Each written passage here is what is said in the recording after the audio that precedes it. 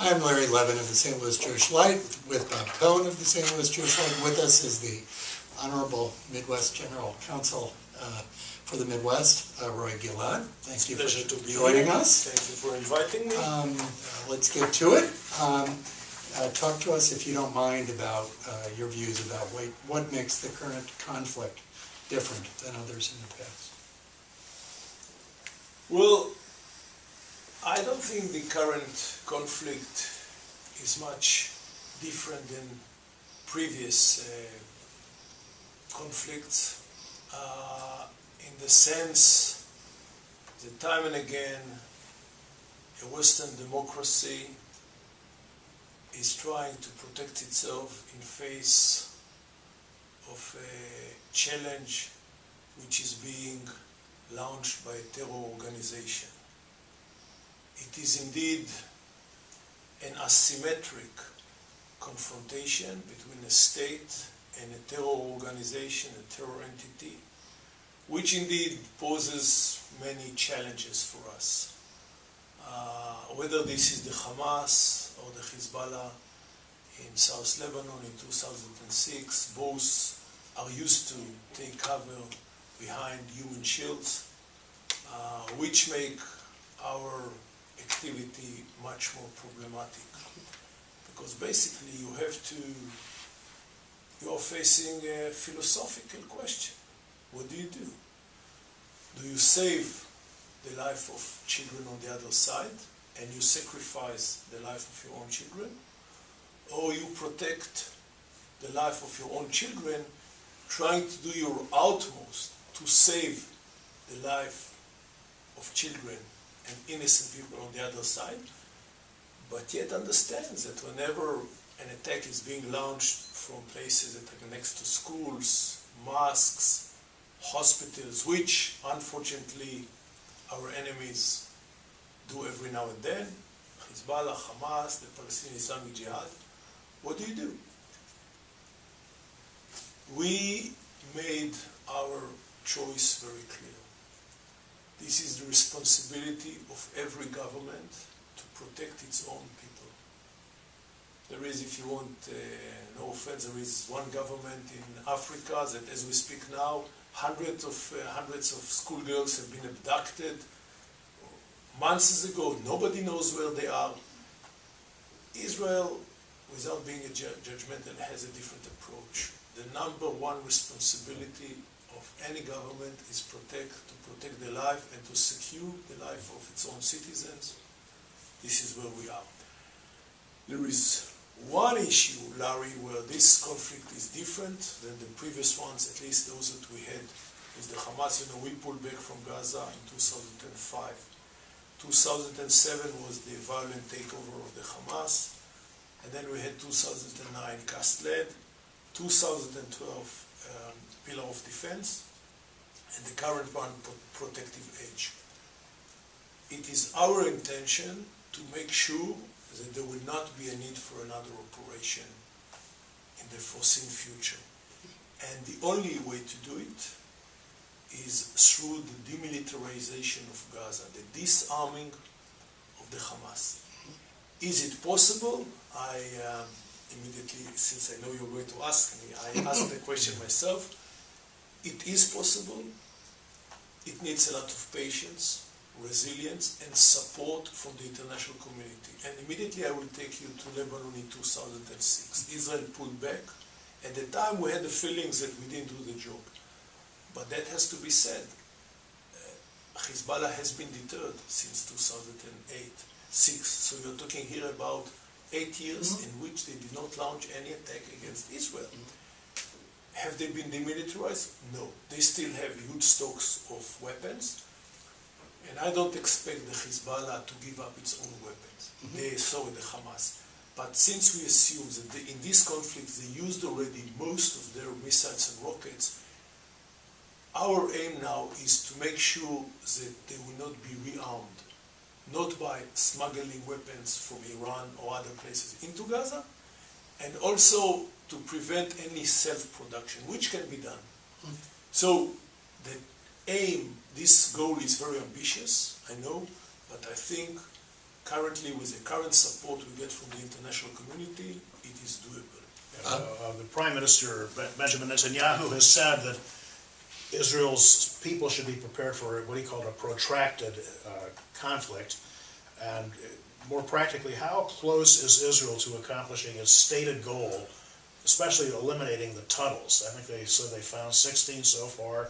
And how complete has been the approach on that? So, Robert, that's a good question. I think we're not taken by surprise by the number of missiles and rockets. We knew they were going to try to hit Tel Aviv. I think they were surprised by the success of the Iron Dome. The fact that we have managed to intercept 90% of the rockets is a game changer. I think we took them by surprise. They took us by surprise through the tunnels. We knew that the challenge is there. I am not sure yet, though it's going to be checked after the war, if we knew how significant and how deep and wide is this infrastructure of tunnels. As far as I know, until Friday, 31 channels have been found. Yeah. It takes time to destruct them. Those tunnels run sometimes 3 kilometers deep into Israeli land. Only yesterday we lost 5 soldiers. Now, I don't underestimate soldiers, but those could have been citizens, people in a kibbutz or moshav just eating their lunch, and then just somebody's coming from the ground and attacking them. So we are adamant not to leave Gaza before we destruct the tunnels. I'm not sure we can destruct 100% of the tunnels. There will be some tunnels left behind, but I believe this operation might take some more time for us to do the job. I'm sorry. Some time ago, Israel have tried to limit the amount of cement that is being brought into the Gaza Strip. We faced a huge international pressure to renew, and so we did. And eventually, we discovered, as we were afraid, that a big part of this cement was not used to build houses, was not used to build kindergarten, was not used to build mosques, was not used to build hospital, was used to build tunnels. So now we have this interesting, sad, very sad, but interesting situation where a senior military official was quoted in the Times of Israel as saying, "We've completed our current mission in that we've kept any more current tunnel attacks from taking place." On the other hand, we have the Prime Minister, and he's going through obvious stress about where do we go from here. How does that get reconciled, and how does the Security Council and others figure out what to do? First of all, the question is valid. What is the exit strategy? Yeah. I think we know that if we pull back now as is, even after we have destructed and eliminated the tunnels, those 631 or maybe more tunnels, the day we will pull back, they will again start digging. And in 2 years, they will have again the same infrastructure, and we shall have to renew the operations. We believe, and again, I think we get the support of the international community, we believe that this is the time to put an end to this challenge. Again, I believe it is doable. I think Israel might be in a position to ease some of the economic burden from Gaza in return for a significant attempt of the international community, again, to do something similar that was done in Lebanon with the Hezbollah. In Lebanon, it was not 100% success. Again, we know that the Hezbollah still have a lot of weapons, but they have been deterred. I believe that first of all, I believe that you can defeat terror. Many people say there is no way to defeat terror. That's a mistake. This is a mistake, period, that has to be said. Terror can be defeated. If you remember, during the Second Intifada, after the terrible attack on Park Hotel in Netanya, Ariel Sharon ordered the army to go into the West Bank. This was a defensive shield operation, I think in 2000, 2001. And basically, we've put an end to terror in the West Bank. If you want to take an example from another place, Sri Lanka. After so many years of fighting the Tamil Tigers, they put an end. So it is possible. It requires determination, patience, and international support. Those are the three elements which I think are there now. Will it take time? Yes, it will take time. It's not 100% of success, but we have to try, because look, there is one more thing that is being suggested, debated. Currently, it doesn't have any majority in the cabinet. You know, Israeli cabinet has 8 ministers, chaired by the prime minister with some other ministers. There are ministers, at least 2 or 3 ministers in the cabinet among the 8 that call for the reoccupation of Gaza Strip, at least for a time. And I must say, this call has more and more support in Israel, because when we pulled back in 2005, some people said that's going to be the end. And then at the time we said, if they will launch one attack against Israel, we are back. So it's easier said than done. But bearing the fact that in the last 8 years since we pulled back, you know, we took with us 9,000 citizens, settlers. In return, we were attacked by 9,000 rockets, give and take. So this is one rocket, again, one citizen. Israelis feel that they had enough. I'm not sure it enjoys a majority, but there are more and more calls in Israel to reoccupy Gaza. I don't think the cabinet supports it yet. It will be very costly. It will cost a lot of human life from both ends. And we are not sure what will be the outcome, because we have no intention to rule 1.7 million Palestinians again. So the question is, can we really let Hamas control Gaza and yet to be deterred? This is our aim.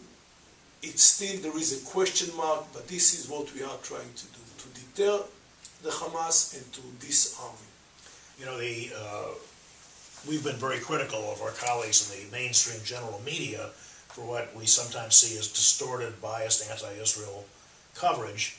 But I have the impression that Israel is not being as clobbered in the so-called public relations war.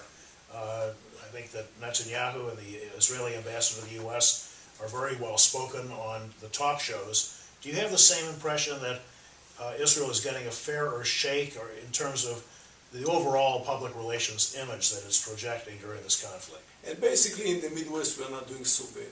Also in America I think we're not doing so bad. In Europe we're doing very bad. I think to some extent Israel gave up on the understanding that we can also win the battleground and win the media. If we'd rather have both. But if we have to choose, we'll better win. Choose safety and security. Let's see, will Israel accept, getting back to the conflict at hand, a ceasefire before its stated objectives regarding the tunnels and the rocket launching sites are met? As for the tunnels, no. We will not accept any ceasefire before we finish the job with the tunnels. Either it was done already or it will take a week. As for the rockets and the missile, that's something different, because some of them are being launched from Gaza City. And currently we have no intention to go into Gaza. As you know, the Gaza Strip has kind of, you can't show it on the video, but if this is the Gaza Strip, right. So the city is here, right. But here you have all kind of communities. Villages. So currently the Israeli forces are, say, 3 miles, about 2 miles west of the fence. But some of the launchers are here within the city of Gaza, and we don't have any intention currently, I'm talking now as is, to enter into Gaza, so we understand we cannot eliminate all the launchers of missiles and rockets, and not all the arsenal, the huge arsenal of rockets. Again, we assume that they have launched against us since the beginning of this confrontation, as of the day before yesterday, 2,500 rockets and missiles. It's not endlessly. I don't know to tell you what was the number of rockets and missiles, but they will definitely try to renew this arsenal after the war. And I say it's not only Israeli responsibility. This is the responsibility of Egypt and all the West in order to try to prevent it happening. When you see the terrible anti-Zionist and anti-Semitic activity that's going on out there, how do you talk about it? I mean, we've seen it in our own backyard here in St. Louis. So what are some of the most effective ways to talk about it, disarm it, communicate with people to understand that what they're saying is virulent and hateful? Well, we are aware, and again, bearing in mind what happened here in St. Louis, what happened in Kansas City, I think, again, the situation in the U.S. is not as bad as it is in Europe. As an Israeli diplomat, I spent 4 years in London, and I tell you that your brothers and sisters in Europe, let alone France, they face a completely different challenge. I think at the end of the day, America supports Israel. I think in the Midwest, let alone the Midwest, I think there is a deep understanding here for the security needs of the State of Israel. There is a deep understanding, not only among the operation, but among people in general, that Israel is indeed the best ally of America, maybe not only in the Middle East, all over the world. One of the 3-4 best allies of America, together with the UK, Australia, Canada. I think we are on the Ivy League in that sense, that at least in America, in the Midwest, I think it's a fringe. And I know that the Jewish community, especially in a place like St. Louis, is strong enough to face this challenge and understand that at the end of the day, the Jewish community is 10 times stronger than this fringe of anti-Semite hooligans. I know your region, I believe, has about 11 states other than Illinois and Missouri. I'm wondering, when you travel to these other communities, let's say smaller communities within your jurisdiction, what kind of reception is Israel's message getting in those smaller communities? Are you detecting a general degree of support, skepticism, hostility, what? Among Jews or non-Jews? Each. Well, I think I'm quite lucky. I think all over America, we have basically 2 pockets, islands of where Israel is not being received in a good way, not being understood, that we face challenges. One island, one pocket, if you want, is around the Bay Area, San Francisco. There is another one maybe around Boston, which is interesting because in both places we have a lot of things in common. The high-tech community in Israel and in San Francisco, Palo Alto, something which is very impressive. Even if you take the LGBT communities, both in Tel Aviv and San Francisco. So there is a lot in common, and yet I think those 2 cities are more challenging for us, San Francisco and Boston. The Midwest, traditionally, I hope I didn't ruin this record by my serving here for the last 2 years, has been considered as a source of support to Israel, not only among Jews, that's easy, but also among non-Jews, which is more complicated. I think there are huge churches here, evangelical churches, that they express a lot of support to the State of Israel. Even Muslims that I met in Minnesota lately are not very radical, are not very extreme. There is kind of an easy political environment in the Midwest. I know that between the 2 sides of the aisle, Republicans and Democrats, it gets a bit noisy and a hot debate. As for the support of Israel... We don't live in Israel, we haven't seen hot debate. As for the support of Israel, I think it is still bipartisan in the Midwest. I don't see any significant erosion. We do have some challenges in some of the campuses, that has to be said. Again, also this challenge should not be taken out of proportion. I don't think we should be intimidated. Maybe this is my career that took me for 4 years in Jordan and 4 years in Europe, that I've seen much worse. So without underestimating the challenges that the Jewish community is facing here, I think that politically, financially, culturally, still the Jewish community in America, which is basically only 2% of the population, still has the upper hand. And I'm not concerned. That is not to say that I turn a blind eye from different challenges here and there, mainly in universities and the younger generation. We are doing our utmost to meet this challenge, but I say we should not take things out of it. In anticipation of your remarks this evening at a solidarity rally, what are a couple of things that we as American Jews who are deeply concerned can do to help the situation in a positive way? So I think there are a few ways you can help. First of all, keep on visiting Israel. You know, nowadays with everything, with the FAA decision, keep on visiting Israel. Whether you go for business or you want to spend a holiday, make sure to spend your holiday in Israel, in the Galilee, in Eilat, in Jerusalem, in Haifa, in Tel Aviv. So make sure to spend your holiday in Israel. People can support Israel through buying bonds. We don't want so much donation. We're looking for investments. If you're a businessman in America and if you're looking for partners, look for those partners in Israel. I can tell you, in most cases you will see a nice interest to your investment. Against the very famous joke, how do you make a small fortune in Israel? You come with a big fortune. That was true in the past. I don't think it's true anymore. So there are many ways, many ways American Jews can do, and not only Jews, can do in order to help the state of Israel. Again, tourism, investment, and the last thing coming to the rally tonight. Last question, going full circle to the beginning of our interview. Are you still personally hopeful for a two-state solution or not?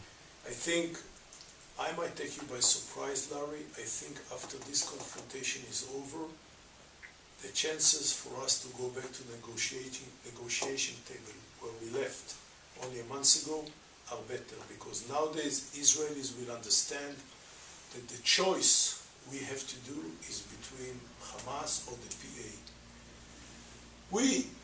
We've been much better off if the land was empty and we could have governed all of it. That's not the case.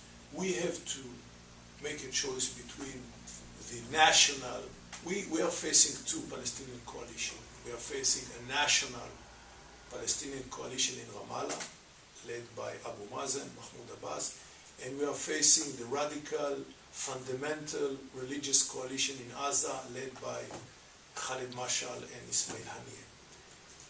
We'll have to make our choice. I think the Palestinians themselves will have to make our choice, their choice. I don't think there is any political horizon between us and the Hamas. We cannot agree with the Hamas on the two-state solution for the basic fact, they do not agree with the presence of a Jewish sovereign state in the Middle East. So that's very easy. We do have our challenges with the PA, but at the end of the day, I believe that both sides will be forced to reach an understanding and an agreement against the two-nation-state solution. And I say nation-state because I think much of the burden is on the Palestinian shoulders, the fact that they have never agreed to the fact that Israel will be a Jewish state. This has been still a source of concern for Israelis. So I would like to think, this might be a wishful thinking, but I would like to think that this crisis eventually will bring both sides back to the negotiating table.